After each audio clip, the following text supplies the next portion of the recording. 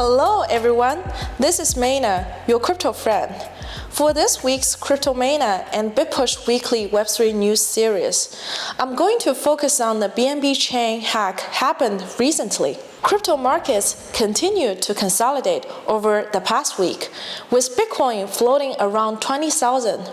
There have been two major crypto hacking incidents in the crypto industry. One is the transit swap project of the BNB chain. The blockchain security team assessed that the amount of stolen funds exceeded 23 million. The official team announced on October 7th that the first part of the return of user assets has been started, accounting for about 68% of the total amount. Another security incident that made headlines was the hacking of the official BNB chain bridge, BSC Token Hub, a local cross-chain bridge between BNB Beacon Chain and BNB Smart Chain with 2 million BNB withdrawn. The estimated impact as of October 7th was about 100 million. The team stated that BNB Chain will introduce a new on-chain governance mechanism to counter and defend against possible future attacks. This shows that the cryptocurrency industry still needs to grapple with decentralization, security incident response, and widespread hacking. I've also invited Seb, the co-founder of Hedge, to comment on the BNB Chain Hack. Hi, Seb. Hey, how's it going? Pretty good. Can you please share your thoughts on the recent BNB hack? What are your takeaways? Yeah, I think it was like a kind of pretty interesting what happened with the BNB hack. It was, I'll comment first on the technical side. It was like a fraud proof that was kind of pretty obscure. That's someone found. So kind of what this means is like someone was able to fake being the owner of some funds in the bridge. And then request them to be taken out even though they were not the owner. And so that was a pretty big, I think they moved hundreds of millions of dollars. And I think, it could have actually been way worse.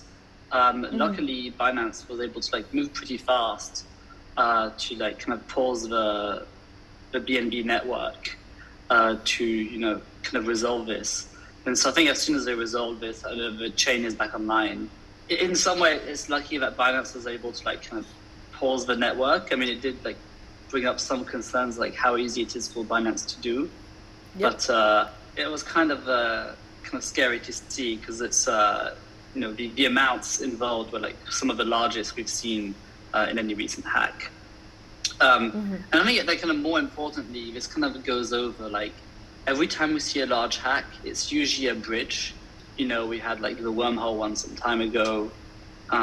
There's many hacks and bridges, and so they're usually the weak point of kind of this multi-chain world, and that's kind of why people will try to build better bridges. And I think I've seen a lot of companies start recently with a goal of building a safer, more secure bridge. And there's tons of different alternatives to this. There's Layer 0, which is starting their own interchain communication network. There's a lot of different alternative solutions to the classical bridges that we know about being started.